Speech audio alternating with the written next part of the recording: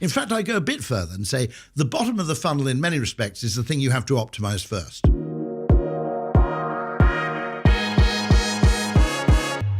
Hi and welcome. My name is Ant Murphy. I'm the founder of Product Pathways. And in this video, I want to take you through 11 absolute goldmine lessons about building great products from the amazing Rory Sutherland. For those who haven't heard of him, Rory Sutherland is the author of the book Alchemy and is currently the vice chairman of Ogilvy, one of the largest marketing agencies in the world. He was previously their CMO, the chief marketing officer, and has had an illustrious career in marketing.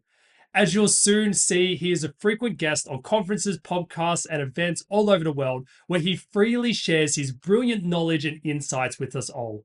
This video features clips from his TED Talk, as well as his interview on the Diary of the CEO and his recent talk at MadFest. If you want to watch the full video, which I highly recommend, you'll be able to find the links to those videos in the description below. Grab a notebook and grab a pen. I know this video is really going to change the way you approach product because Rory's insights has done exactly the same for me. You know my example of the Eurostar. £6 million spent to reduce the journey time between Paris and London by about 40 minutes. For 0.01% of this money, you could have put Wi-Fi on the trains, which wouldn't have reduced the duration of the journey, but would have improved its enjoyment and its usefulness far more. For maybe 10% of the money, you could have paid all of the world's top male and female supermodels to walk up and down the train, handing out free Chateau Petrus to all the passengers. You'd still have £5 billion in change, and people would ask for the trains to be slowed down. So I love this, right? So what Rory's talking about here is psychological solutions over technical ones. Now, he's a big advocate for this, and it's probably the one thing that I really love about his work, and maybe the thing that I really enjoyed about marketing when I did it back at university, but it's the notion of human psychology, and that not every single solution, and really not every problem either, is a technical one. It's not something that we can always look at through an engineering lens, or well, we could look at it through an engineering lens, but we could do better. We can look at it through a psychological lens, and that can often lead to better and more interesting solutions. And as you'll hear him share in the next snippet, the psychological lens is often where we're going to find those 10x solutions.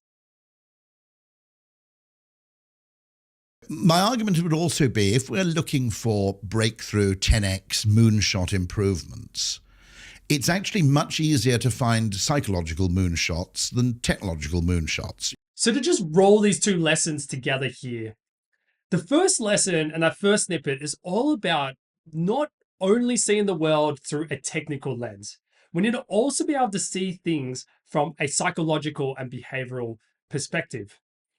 And just as Rory just said in that snippet just then, this is also where those moonshots and high leverage and innovative ideas often come from or are often found.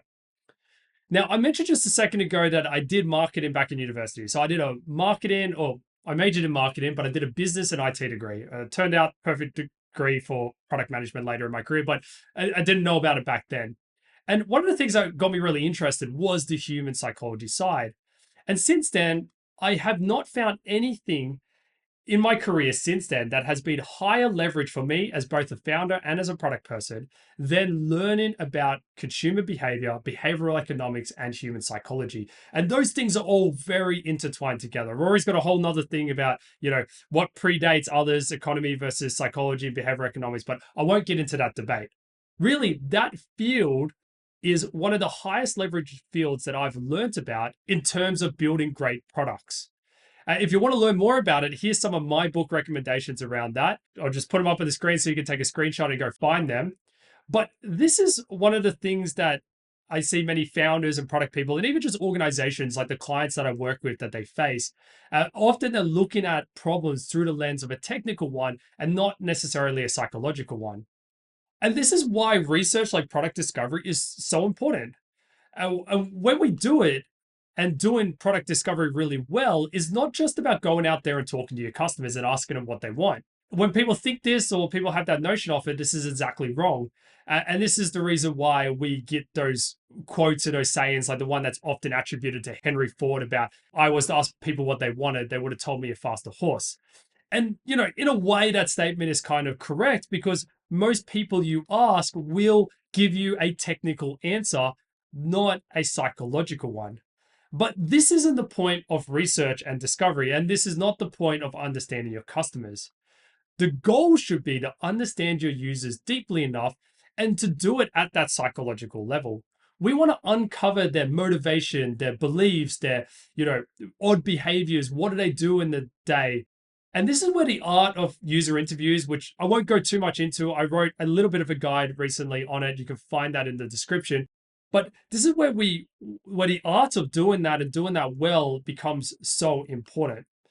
We need to start to move away from asking our users their thoughts and opinions and start to gather real insights. And when I say real insights, I'm talking about stories. I'm talking about that weird story or that odd story where they tell you, well, I felt this way and then I did this and then I did that. Those things, those goals, those behaviors, those are where the nuggets and the gold lies. And if we could do a good enough job of understanding those things, as Rory will say, and he's going to give us an example of this in the next video, if we can do a good enough job of that and understand our users at a psychological level, then those 10x moonshots become a possibility. Because as he mentioned with the trains, trying to make a train go 10 times faster is quite difficult. And they spent lots of money trying to do that, even by a small margin of 40 minutes, versus making a train ride 10 times more enjoyable. That is far more easier and achievable. And he gave some hilarious examples of how you might be able to do that at a fraction of the price. Let's just hear another example from Rory now. What was extraordinary about that was that it was based on a very clever insight into human psychology, which most of us ourselves aren't really aware of, which is we would say, and we'd confidently say we believe that I hate it when a taxi takes a long time to turn up. I like it when a taxi turns up quickly. So a rational person or an engineer would react to that by saying what we need is a predictive algorithm so that taxis tend to be available in areas where we predict heavy demand so that we can service customers more quickly. And by the way, there's nothing wrong with that. It may be a very worthwhile thing to do, although it's worth saying that it requires quite a lot of scale in order to achieve that. But the real insight with the map is that deep down, somewhere in the amygdala, what bothers us about waiting for a taxi isn't actually the duration, it's the degree of uncertainty. And I love this example from Rory because not only is it a great example of that psychological solution over a technical one, it also illustrates another key skill that we need to have as founders and product people, which is being able to frame the right problem. Now, problem framing and framing problems in the right way or in the most impactful way is a skill, and we need to learn to hone this. And the example there that Rory gives, we could quite easily frame the problem as, well, we need to reduce the time for a ride to arrive. Or if you use another example of like taxis or trains arriving on time, you could even say, well, we need to make our trains more reliable. They need to run on schedule more often and they can't be off schedule. They need to be bang on time all the time. Now, when you frame a problem this way, that is obviously going to push you in a certain direction to think about solutions around that. Now, framing a problem differently, as in if we frame it around, well, how might we reduce the stress and anxiety around not knowing where my ride is? Then that leads you to a whole different raft of solutions. And now if you think about what I was talking about in the first two lessons there, about trying to understand our users better and seeking out those psychological solutions over technical ones, this is where product discovery and doing it really well becomes so important. If we can really unpack our users, insights and what makes them tick and their behaviors and those unique stories about standing in the rain because you're so worried that the driver's going to miss you, that you are willing to stand in the rain and get soaking wet so you don't miss your taxi. Those things are the gold mines. Those things are where we can find the right problems to frame. And then we can go about framing them in the right way. And then we can apply psychological solutions to those problems, because now we're really fighting or trying to tackle a psychological problem, not a technical one. So maybe as a bit of a test or a skill or something that you could just practice every day around this would be, anytime you frame a problem, just take a few steps back, look at that problem, and ask yourself, am I looking at it from a technical point of view, or am I looking at it from a psychological point of view? And if the answer is a technical one, I want you to challenge yourself to reframe that problem as a psychological problem as opposed to a technological one. Now, understanding and framing the right problem is only half of the puzzle when it comes to building great products. Once we've framed the right problem, we understand our customers well, we need to then go about designing delightful experiences to actually solve that. And there are a few common psychological patterns that we can apply to our solutions that can leverage some of these, interesting nuances inside human psychology, and to make our products more impactful. And I'm going to get Rory to take us through a few of them now. Say something in your book about how making a process more difficult can sometimes make it more attractive to consumers. So, this is known sometimes as the IKEA effect. I suppose the earliest manifestation of this, although it's sometimes called the IKEA effect, was a very famous marketing case study for Betty Crocker cakes, where they had a cake mix where you just added water, put it in the oven, created a cake. And it didn't sell very well. And a psychologist came in and said, there isn't enough effort involved in this to make it feel like cooking. And so they added the slogan, just add an egg. The addition of the egg, although it actually imposed a cost and a small degree of effort, suddenly made the product much more popular. Why? Now, the idea would be that now it was actually cooking. You were preparing something for your family. You weren't just cheating. So as Rory talks about there, this is often known as the IKEA effect. We can apply the IKEA effect to our products. And this is another way to think about this, is actually adding deliberate friction into your products. We often think about frictionless as being better and everything being smooth and automated as being the best possible thing we can do for our users, but it's not always the case. And this notion is very well studied over time. As we introduce friction or effort into something, it can actually increase its value against popular belief. In the full interview, and Rory's been known to share other examples in the past, he talks about online booking companies, in particular aggregators like EasyJet, and they'll deliberately delay the search results in order to make them feel more valuable and meaningful. The next time you go and book something online, just have a look at it. A lot of travel websites will do the searching and say, searching this and a searching that and searching that. And this delay changes your perception of the results. You now feel as though they've done a more thorough job, and therefore the results that they've given you is more valuable. In the Betty Crocker example, we were changing it, or they were changing it, and to add some friction in to make you feel like you've done more effort. That it didn't feel like it was cheating, that when you did bake a cake for your family, you were actually baking a cake. You weren't just throwing some pre-mixed formula into the oven, even though all they did was add 1 or 2 extra ingredients. Now, this IKEA effect, as it's often referred to, and introducing this type of friction also leverages a few other psychological hacks that we can be aware of as product people. One of them is being the idea of sunk costs. So the idea of sunk costs is basically that the more time and effort we put into something, the more likely we are to essentially proceed with it. So we do this a lot inside organizations when it comes to projects and features and stuff. We put a lot of time and energy into it. Teams have been working on it, and we don't want to abandon it. We want to proceed. We want to get it out the door. Even though maybe the whole world has changed, maybe there's no signals indicating that that thing's valuable anymore. And just because we're sunk in 3 months of work or whatever it works out to be, doesn't mean we need to put another 3 months into trying to finish it, right? But this sunk cost is a very difficult thing for our human psyche to basically overcome. And in the case of IKEA, in particular, when you think about their shops, and Rory talks about this in the full interview as well, they actually make their shops really, really long, and it's like a maze and you have to navigate it. And what they're introducing there is actually a sunk cost. The fact and that we need to navigate that store and we need to put in almost our 10,000 steps just to get through the other side means that we're far more likely to walk out the other side with at least some hand towels or some candles or something, right? To justify that sunk cost, to justify going to the store and putting in all of that effort. Now, there's a second psychological phenomena that this effect and this type of deliberate friction actually leverages. And that's the fact that we tend to value things that we put effort into more. So the more effort we put into something, we tend to value it more. And cooking is a great example here.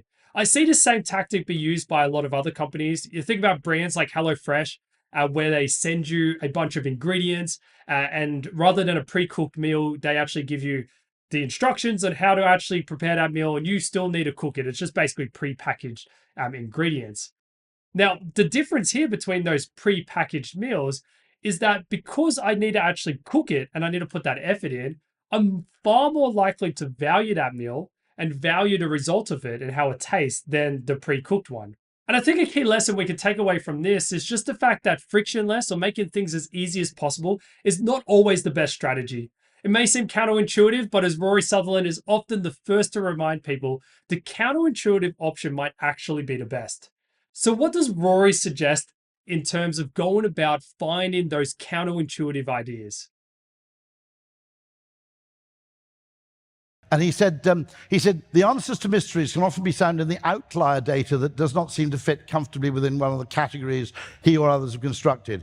He drew a simple scatterplot diagram and then drew large circles around the dots that seemed to fit together. Finally, he pointed to a few dots farthest removed from the cluster of data. These are the really interesting things, he said. These are the guys that we study. I titled this lesson Edge Effects, and you're probably wondering, what the hell is an edge effect? I talk about this a lot in my product discovery workshops and trainings, but essentially there's a natural phenomena known as an edge effect.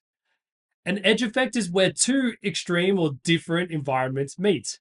Think a desert meeting a rainforest. Yes, there's parts of the world where those things happen. Now, inside these edge effects, the wildlife, the fauna and flora are among the richest and most diverse in the world. It hosts the highest levels of biodiversity in any other place in the world.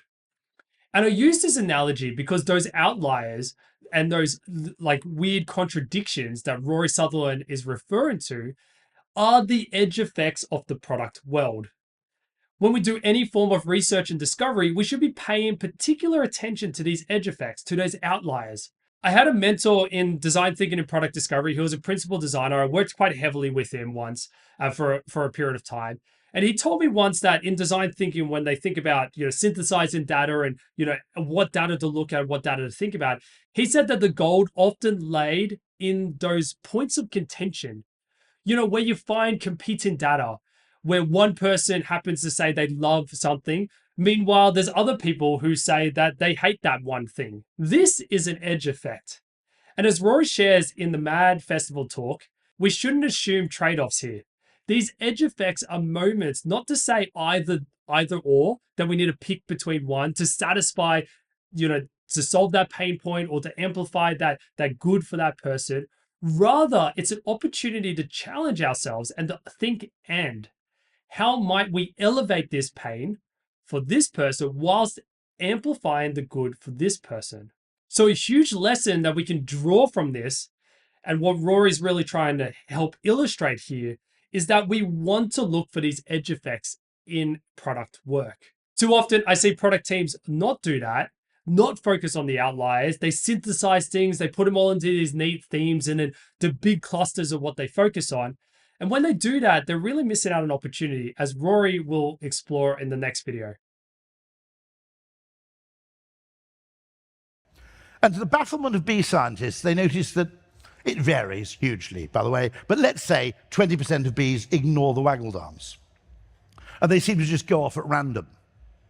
And they thought, this is very strange, because it looks like an inefficiency. Why in 20 million years of bee evolution have we not evolved bee compliance officers who demand that everybody follows the waggle dance to the letter in order to meet our target for Q3, And the reason is, actually, they then modeled it as a complex system.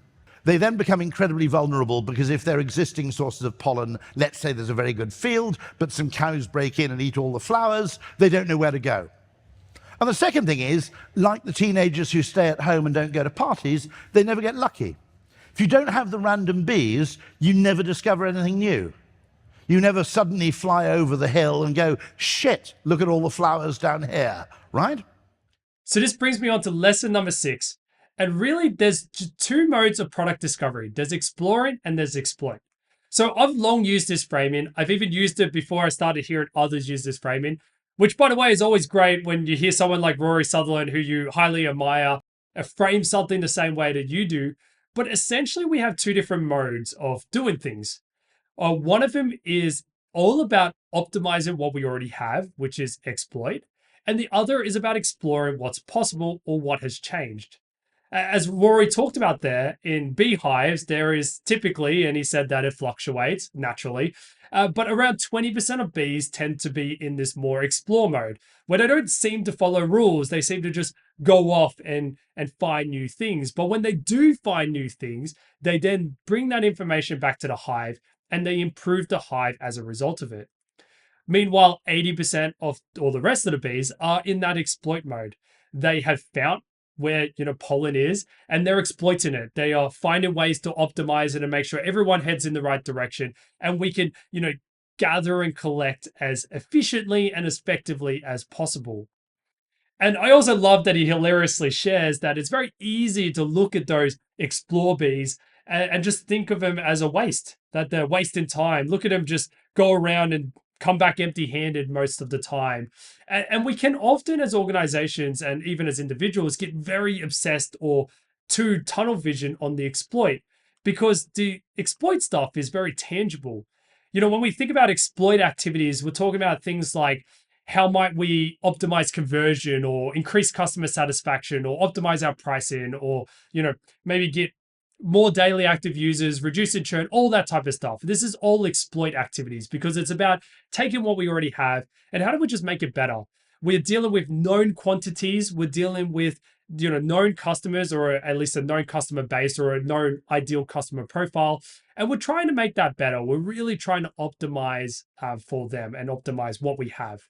Explore, on the other hand, is a lot less tangible. It's about going out there and thinking, and even just making the bet or the hypothesis that, hey, maybe there is some customers out there that we don't know about, that we might be able to stumble upon. Maybe there's some gold that we could find out there. Just like in the bee example, maybe we're going to get over that hill and realize that, holy moly, there is way more flowers there than the patch that we've been exploiting up until now. Now, explore activities start to look a lot less tangible. They are research activities, market research. We might even ship a new idea or even just explore around new technologies, right? Like if you didn't have a utility for AI, but you were simply investing some time and energy and some people to look at it, to play with it, to see, what's possible, what's not, that would be an explore activity, because right now, you don't know how you're going to use it. You can't exactly justify that, we're going to go look at AI because we think we can use it in this way. No, we're just going to look at AI because who knows? There might be something interesting that we find out about it. And as Rory talks about, we're just trying to increase our chances that we might stumble upon something worthy.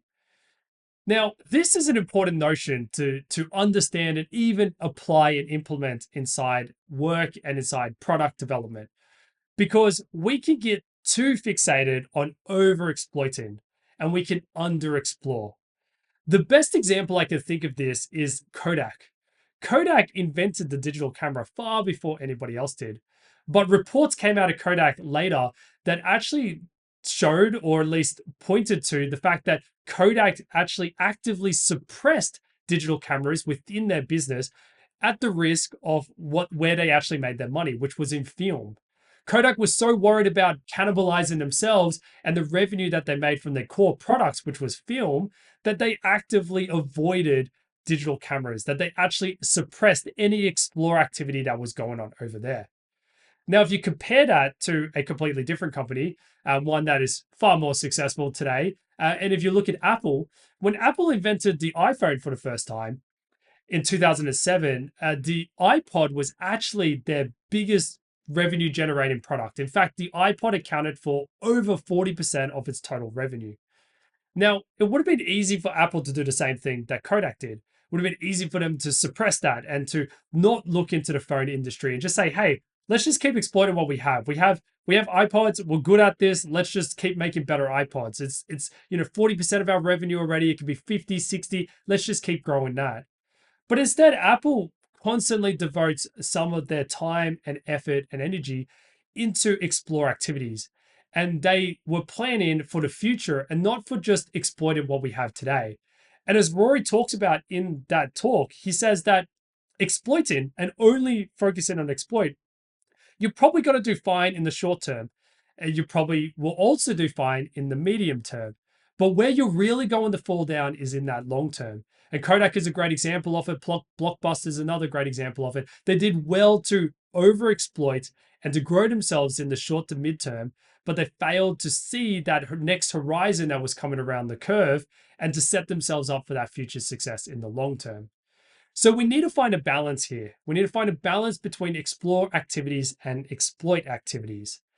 Now, the last thing I want to just touch on it here is because I get this question all the time, which is like, how much time should I dedicate to explore versus exploit? The difficult part to answer about this is it's really like, well, how long is a piece of string? It's very context dependent. The suggestions that I would give is basically to think about your context. Now, some contexts are going to be much more faster moving than other contexts. In those contexts, you might want to dedicate more time to explore than you would in a more stable environment because we don't know. And the variability and the uncertainty is really, really high in our environment. So the first dimension to think about is just that volatility. The second one to think about is like, well, what's our current position? For more mature companies and for more mature products, we do want to invest more heavily into explore because we're at the risk of falling into decline.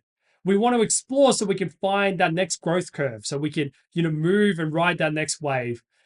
Whereas companies that perhaps are in the earlier stages that are still trying to find product market fit or maybe just found product market fit, you could get away with a lot less explore. And you can just focus on exploiting that product market fit, find that one thing, get that product market fit, and then just scale it and make that better, and then worry about it, explore later. Now, if you do want some type of yardstick, I think something like 10 to 20% tends to be a pretty good number. You heard 20% from the bees example. So if you were to take nature's benchmark, nature would suggest 20%.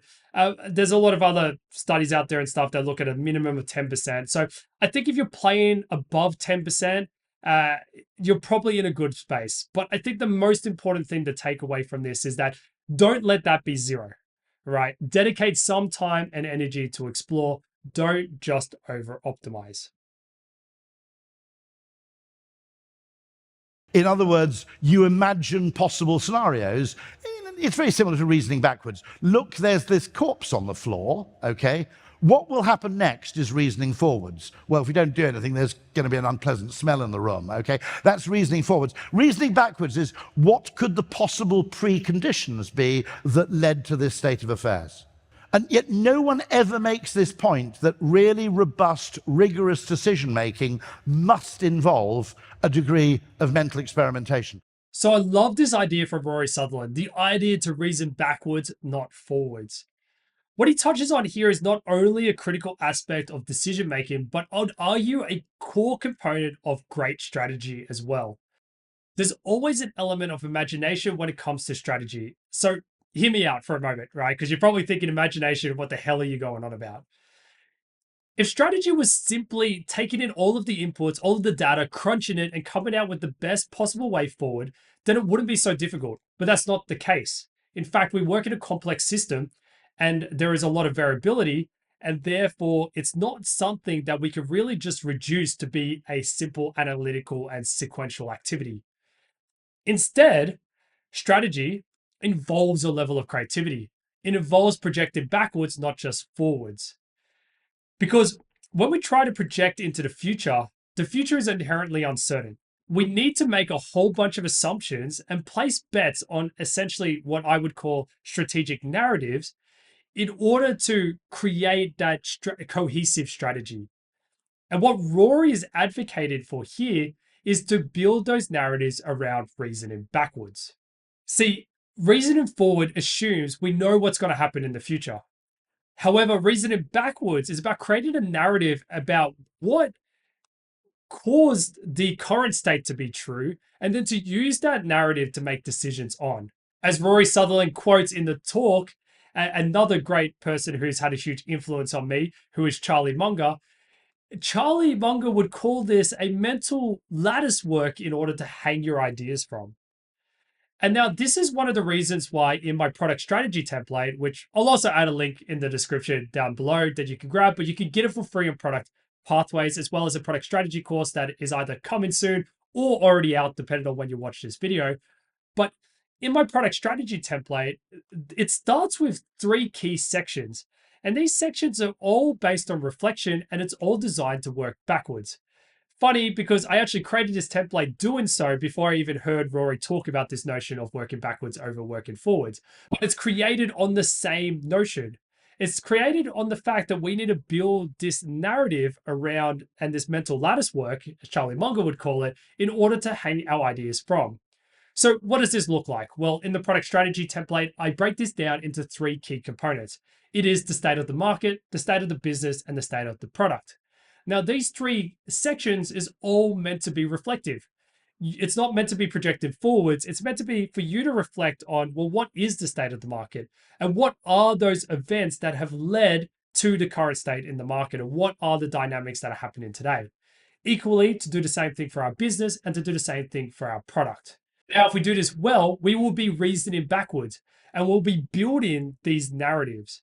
Then from there, we can then continue with product strategy, which is then to make those choices and to use those narratives to make those choices from. And of course, this works as another function, which is to create a forcing function to try and force you to go get that data, get that information. So your narratives aren't just made up. They are based on evidence and on data. If we can ask the right questions and we can seek out the right data and we can build a strong narrative, we can then make good strategic choices.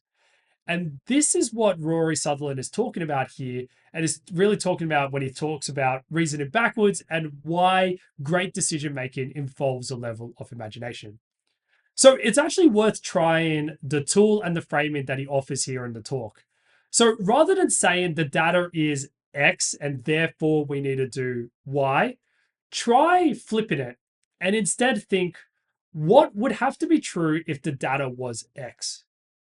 And by reasoning backwards, you're going to build that narrative and probably come up with some really good questions to ask. And you're probably going to push yourself more on the path of framing it as a psychological problem as opposed to a technical one. And you give yourself a far better chance of coming up with those 10x ideas and solutions. And as you'll see in the next video, Rory's going to give a really good example of the power of asking the right questions and marrying the data to that. One really interesting question I always ask about any technology, which I think is a question that's asked too little. People ask, what are the unit sales of this technology and how fast are they growing? Actually, any new technology grows very slowly to begin with. It's a sigmoid curve. Nearly anything significantly new starts off fairly niche. Yeah. And the reason is that the 2 driving forces of human behavior are habit and social copying. And therefore, when you've never done it before and none of your friends do it, doing something is much more difficult to do. So here's a great example of that mental lattice work being put into practice. See, Rory knows that human behavior is largely driven by human habits and social copying. So he questions the value of looking at the success of a product, particularly a new product in its early stages, from metrics and data like sales and revenue, right? Whilst they're great growth metrics to actually use and follow, he knows that because of those mental models, that they're probably unreliable in these circumstances. So instead, what he's really seeking out is a proxy to show that there's been a change in human behavior, and therefore the product is actually growing and going to be successful.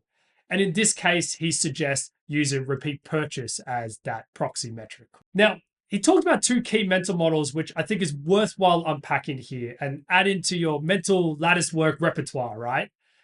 And so the first is habit. So research largely points to approximately 60% of our behaviors in a day are habitual driven. So this means the majority of the things that you do in the day, you are not using logic, you're not using reasoning to decide to do them, you're just doing them. Equally, if you want to make a change to that behavior, that becomes really hard because you're on autopilot. The example that I would give is how many times have you signed up for those loyalty programs only to forget to show your card every damn time you get to checkout and you miss out on those points or getting that free drink after 10 orders or something like that, right? And this is because you're on autopilot. You're not thinking about pulling out that specific loyalty card. And that change in behavior, again, becomes really hard. What research tends to show is that there needs to be a higher degree of value and motivation attached to that change in behavior in order to break this autopilot flow. There's a great mental model out there from a psychologist and author known as BJ Fogg. I talk about the Fogg behavioral model and how to apply it to products in a previous video. You can click on it up in the banner, or I'll put a link in the description as well so you can find that. But you can find these great mental models and learn how to apply them. I'm not going to unpack that full video here, but you could go and watch it. But really what we're trying to do is learn how to break down habits, or even do techniques like habit stacking, where we put a new behavior on top of an existing behavior, like taking your medicine after brushing your teeth, because you brush your teeth every single day. And that basically helps change that behavior and guarantee success.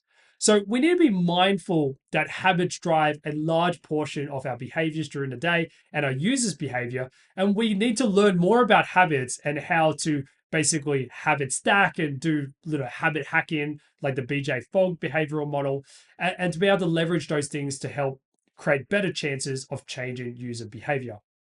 If you want to learn more about habits, here are my go-to habit books.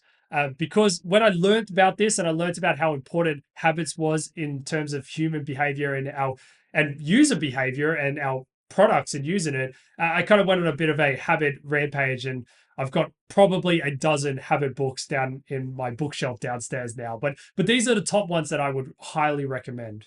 Now, the second aspect that Rory Sutherland touches on is social copying. So many of you may be familiar with this, which is the diffusion of innovators.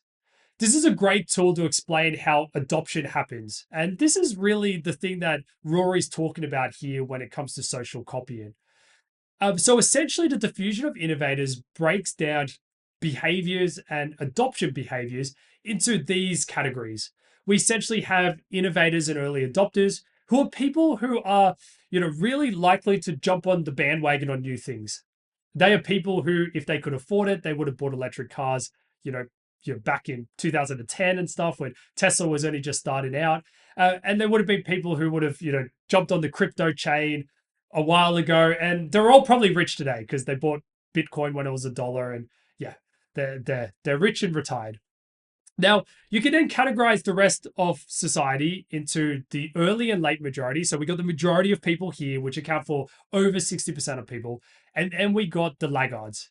So the majority also share a characteristic, which is that they don't like to adopt something straight away. Instead, they want to see what Rory was talking about, which is social proof. In fact, we often talk about moving from the innovators and early adopters to the early majority as jumping the chasm. And this is because the early adopters and innovators, often we don't need to work too hard to sell them on our new idea and product. They're very quick to adopt it. They're generally more than happy to try new things. The majority, however, they are much more skeptical. They stand back and they wait, and they want to see, electric cars be on the road. They want to know a few people, whether that's friends, family, or colleagues that own an electric car. They probably want to do a bit of their own research around it before they actually go and commit to buying one. Jumping that chasm is hard because we need to leverage social copying. We need to let them see enough early adopters and innovators use it, say good things about it, and keep using it before they will adopt it. And when Rory talks about repeat purchase here, what he's really talking about is trying to measure that. Because early adopters and innovators, they jump on new products all the time. But what Rory's really trying to test here is not necessarily that they're using your product, because they're early adopters and innovators. They're likely to just use it anyways. What he's really trying to test here is, are they still using it? Are they buying more of it? because if they use it and they see value in it, they will come back and they'll use it again. And then they'll start to say great things about it.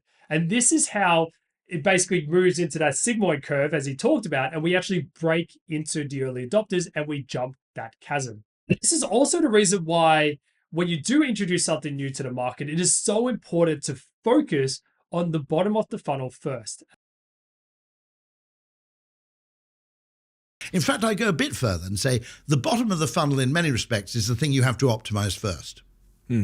Because there's no point in actually, if there's a bottleneck at the bottom of the funnel, if there's some constraint or a problem or a failing, if you have very poor conversion, okay, there's no point in spending money on advertising because you'll just introduce more people to a disappointing experience. You're wasting money. So you've got to get the back end, and I would argue the first thing, in theory, you should optimize if you're being an absolute purist is repeat purchase. So there you can see Rory mentioning repeat purchase there, which he talks about in the interview. But really what he's talking about here, and this is lesson number 9, which is all about optimizing the bottom of the funnel first. What Rory's describing is essentially that there's no point in acquiring more customers if your product sucks. You're just going to have more customers coming out the other end. We often call this the leaky bucket syndrome. So you can imagine like a bucket of water, and your acquisition is pouring more water into the bucket, and your churn is essentially a hole in the bottom of the bucket, and customers are falling out the other end. Now, when you have a leaking bucket, as in a big bloody hole in the bottom of your bucket, and customers are falling out the other end really, really quickly, there's no point in trying to optimize that top of the funnel. There's no point in just turning the hose up and putting more customers into that bucket, because they're just going to come out the other end. What you need to do is fix the leaking bucket. You need to plug that hole down the bottom. And that is exactly what Rory is talking about here. In fact, he goes so far as saying that is the first thing you should actually be focused on. You should be focused on that repeat purchase and optimizing that bottom of the funnel first. Now, just to tell a quick story around this, I actually had an example of this with a client recently. And essentially what was happening was they weren't hitting their growth targets, and somebody came up with the idea of adding a new distribution channel. I don't know the full history as to why or how that came about, but naturally I got about asking questions. Started asking them, why do we want to add a new distribution channel? What problem is it trying to solve? Who do we think it's for? Those types of things. And through my questioning, what I really discovered was that they weren't hitting their growth targets. And essentially they thought, well, let's add a new distribution channel, and that'll be like putting a second hose into the bucket, right? We've got one hose, we'll get a second hose, and we'll put more stuff into the bucket and we'll hit our growth targets. This was a sales-led product, so it actually needed salespeople, and they were going to use a kind of affiliated, basically strategy around that second distribution channel. And the questions that I started asking was like, well, why can't our current staff, like why can't your sales staff actually sell that product? And, why can't they sell it and hit those growth targets? Because what makes you believe that if they can't sell it and hit those growth targets, that someone who has no allegiance to you, they're not your employee, they're an affiliate, and they probably don't care because they're just looking for a clip of the ticket anyways, what makes you think that they can? If your staff can't sell your product, what makes you believe that somebody else who is not part of your company actually can? And that question, or at least that statement, really hit home for them. And they started realizing that, hey, our problem is exactly that, right? Like we're trying to add another hose into the bucket when the bucket is broken in the first place, right? We need to fix the product first. We need to fix the bottom of that funnel. And I see this happen time and time again with companies and founders, the people that I work with, the people I talk to. What we often do is that we build something, we bring it to market, and then we move on to the next thing. We want to add new features and new functionality, and we want to quickly move on to, that next thing. And what we're missing is the opportunity to optimize what we already have first. It's not always about adding new things. More stuff is not always better. What we often need to do is just focus on what we do have, optimize that, and then we can move on to the next thing. And maybe I'll leave you with this point just on this lesson here, because I've said this to a few founders and product people and product leaders, and this has really resonated with them. And that was that, like, I always ask them, well, if you're really quick to move on to the next thing, then why did you work on that first thing in the first place? Like, do you believe that that first thing that you just built and you brought to market is more important than this next thing? And inevitably, the answer is always yes. That's why they did it first. Okay, so if the answer is yes, then wouldn't it make more sense that we optimize this, we make this as best as we possibly can before we move on to the next thing? Because this thing is better and more important, and it's going to yield more, be high leverage or whatever it needs to be, right? This is more important. So if this is more important, then wouldn't it make sense that we optimize that as opposed to moving on to something else? So I'll just leave you with that thought around this. What were you going to say about Red Bull? You were saying about, you write a lot about Red Bull. The interesting note, there's a lot about Red Bull because it's this mysterious thing which is so counterintuitive in that, it tastes nastier than Coke, it costs a lot more than Coke, and it comes in a much smaller can than Coke. And part of that is, I think, it's not a drink, it's a medicine. I mean, the whole marketing behind it, it's a drug, and actually, the promise of psychoactive powers is delivered much better by high price and weird taste. That's really interesting. I now feel scammed. Well, the interesting thing is, this is a sort of philosophical question, which is, if it makes things feel more valuable, is it a con? So, okay, I mean, if you take this whole question of how we perceive value, you wouldn't disagree with the fact that the nature of a restaurant and how it's designed and the service adds to the appreciation of food. Well, if it's too quick to deliver me my meal, I think they... Yeah, well, that's a very interesting point. Yeah, absolutely right. So the way in which the food is presented affects your appreciation of the food. Now, my argument is your job as a business person is to create as much perceived value as possible. I think the worst thing you can do in both environmental terms and in business terms is to create underappreciated value. This is perhaps the biggest thing that I've taken away from Rory's work. It's the notion that value is perceptual. We often think of it as the physical things, the features, the functionalities, but it's much more than that.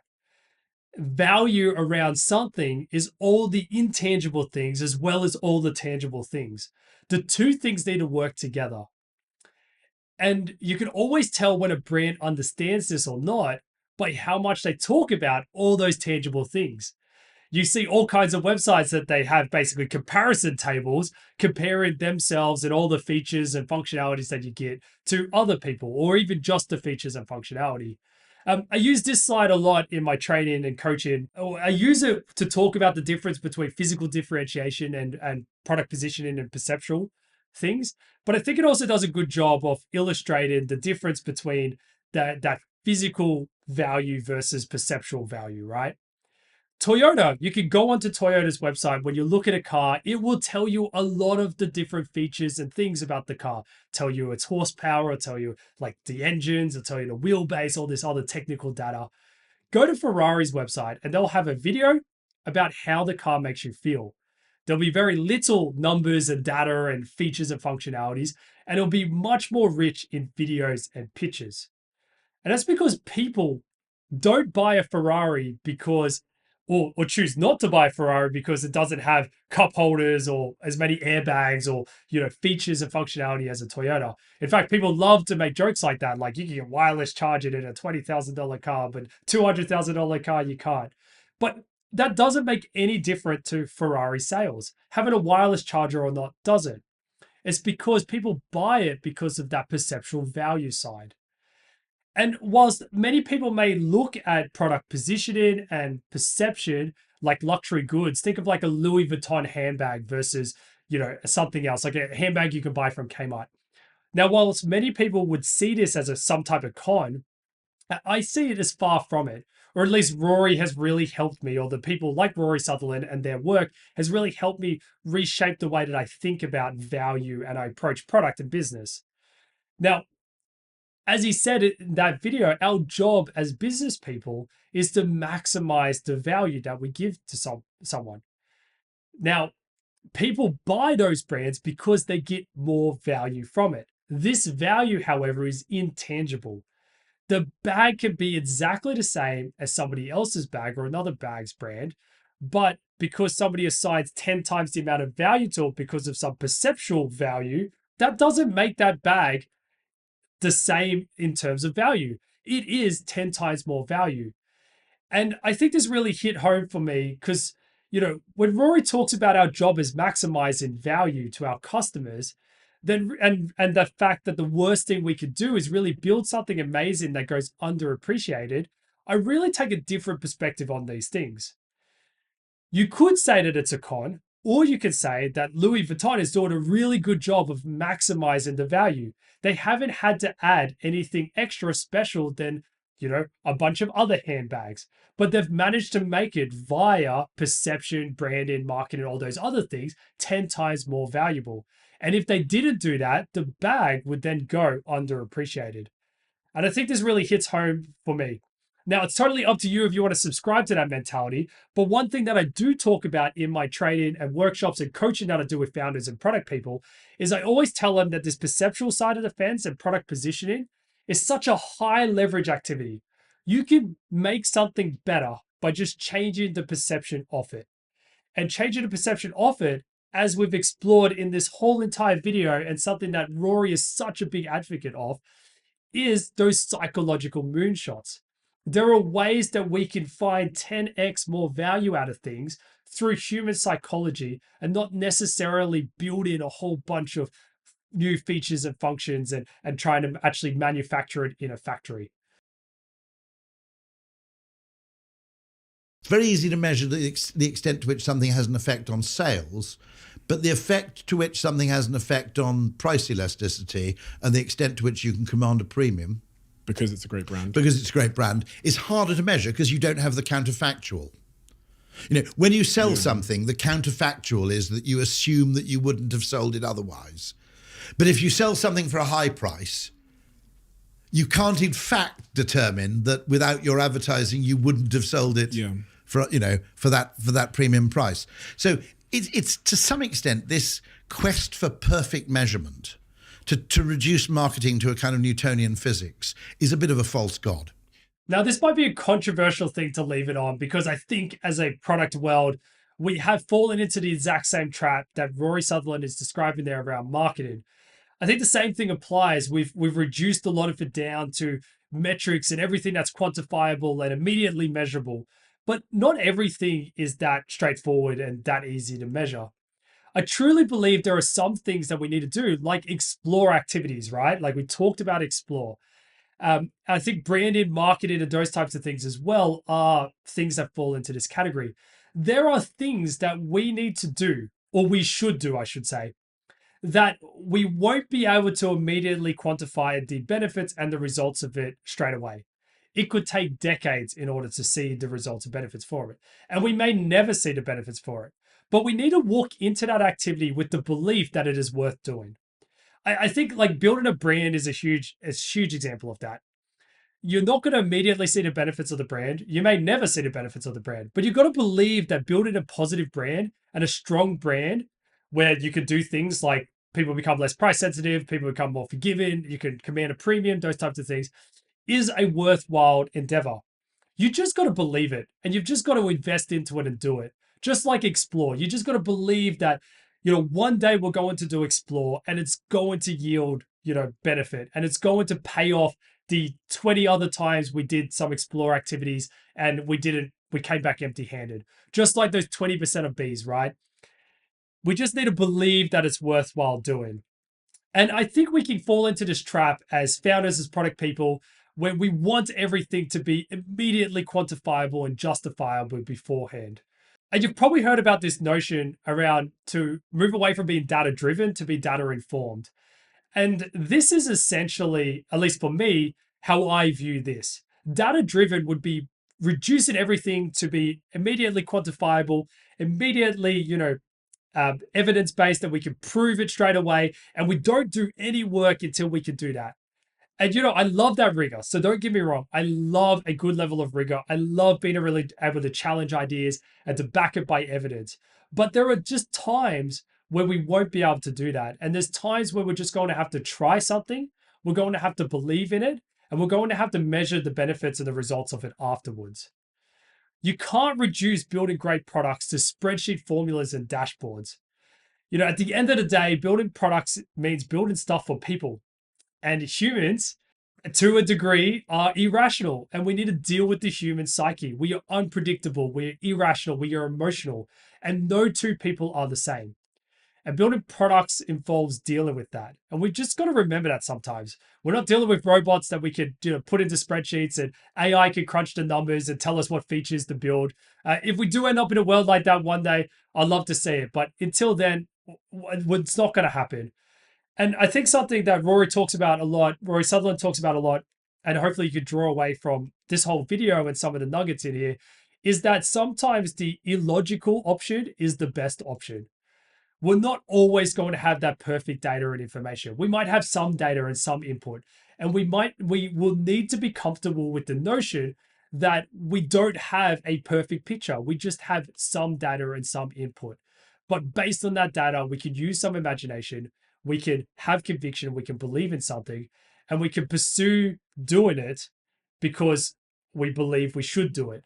And we can hope, or at least measure the impact of it afterwards. And we can either pivot or we can actually see that it was a success. So there you have it. That is 11 lessons of building great products from the amazing Rory Sutherland. As mentioned, full links to the videos in the description. There's a link to Rory's book, Alchemy, as well too, a worthy read, and a whole bunch of other links that I've mentioned throughout this whole video. I originally planned to do a quick summary here and give you my biggest takeaway from all this, but instead I thought, why not hear from Rory one last time? Because this little snippet from him, I think, does the best to summarize my key takeaway from all this. But no, I mean, one of the great insights, I think, which I hope helps motivate everybody working in our industry and related industries, is that when you create perceptual value, you are creating value. Value can be created in the mind every bit as much as it can be created in the factory. And if you want to learn more about building great products, subscribe or check out the courses and free content on product pathways.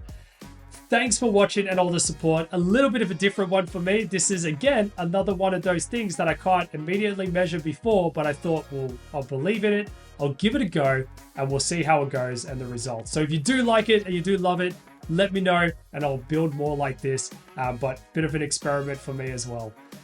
Thanks again. I'll see you at the next one.